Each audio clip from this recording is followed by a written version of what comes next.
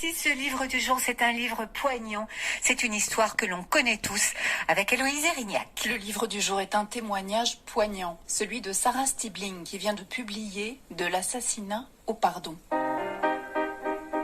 Stibling, ce nom vous dit peut-être quelque chose. Il a fait la une des journaux il y a 15 ans de cela.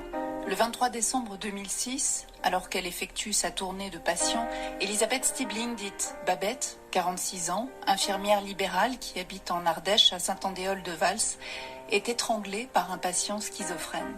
Sarah est sa fille et elle a 20 ans quand s'abat sur sa vie et celle de ses proches ce qu'elle nomme l'ouragan. Car oui, le meurtre de sa mère balaye tout sur son passage et ce sont les 15 années passées à se reconstruire que nous raconte Sarah dans son livre. 15 années pour parcourir ce chemin de l'assassinat au pardon.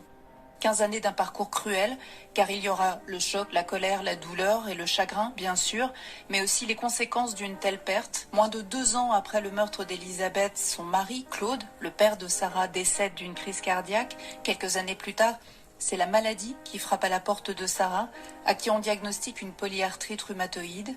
Et pendant tout ce temps, la vie de Sarah est comme à l'arrêt.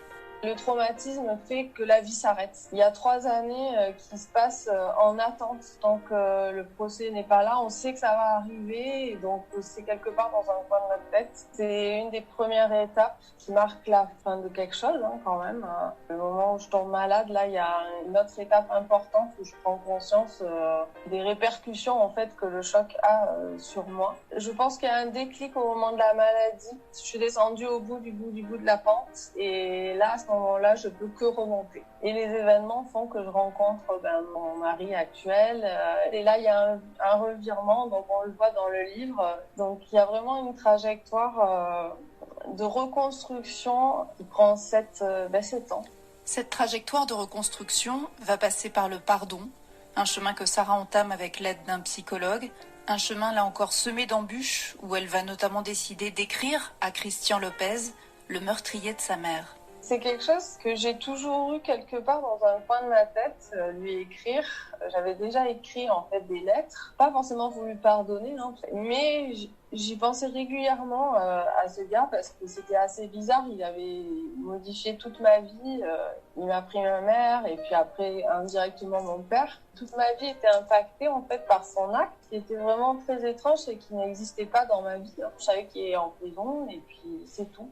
Il a fallu quand même beaucoup d'étapes pour arriver et puis arriver à lui faire part aussi. C'était assez un peu un combat comme je le décris dans le livre entre deux parties de soi qui disent mais non mais tu vas pas écrire à l'assassin de ta mère, t'es une folle. Et puis l'autre qui veut aller dans le bien, quoi. Sarah le pardonnera et le lui écrira des lettres courtes dont chaque mot est posé, des lettres qu'elle publie dans son livre.